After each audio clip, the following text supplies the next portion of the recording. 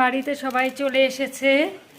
তো এখন এই যে খাবার খাবার বলতে কোনো কিছুই না, শুধু একটু কফি বানিয়ে দিচ্ছি ছেলেকে।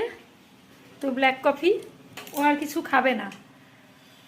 তো এই যে, আর আপনাদের সঙ্গে একটা জিনিস শেয়ার করব।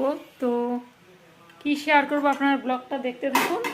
তবে দেখাচ্ছি একটা নতুন জিনিস আনা হয়েছে, যেটা আগেও ও বাজাতো, সেই জিনিসটা আবার আনা হয়েছে। তো চলুন আগে কফিটা বানিয়ে ছেলেকে দিয়ে দিই। ও সবে মাত্র এলো।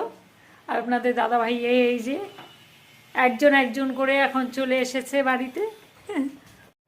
তো এই যে বানিয়ে নিলাম। আমার ভালো লাগে না খেতে, যেহেতু বেশি হয়ে গেছে বানানো, তাই একটু খাচ্ছি।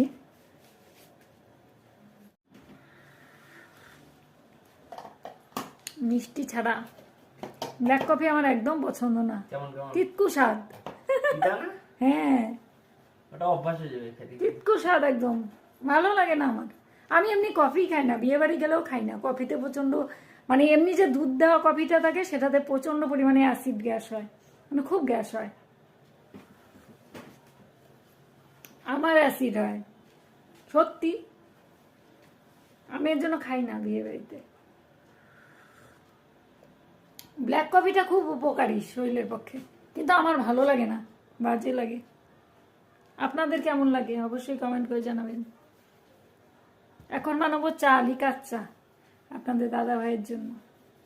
তো চলুন আপনাদের দেখাই কি জিনিস আনা হয়েছে। তো এই যে এই গিটারটা আনা হয়েছে, তো পরে খুলে আপনাদেরকে দেখানো হবে। এটা যখন ছেলে বাজাবে তখন আপনাদের সঙ্গে একদিন শেয়ার করব। তো এই হলো নতুন জিনিস। এর আগেও বাজিয়েছে ছোটবেলায়, তো এখন অনেক দিন পরে আবার ইচ্ছে হলো বাজানোর। এই জন্য আগের গিটারটা যেটা, সেটা তো সেটা দিয়ে হবে না, এই জন্য আবার এই যে এই গিটারটা আনা হলো।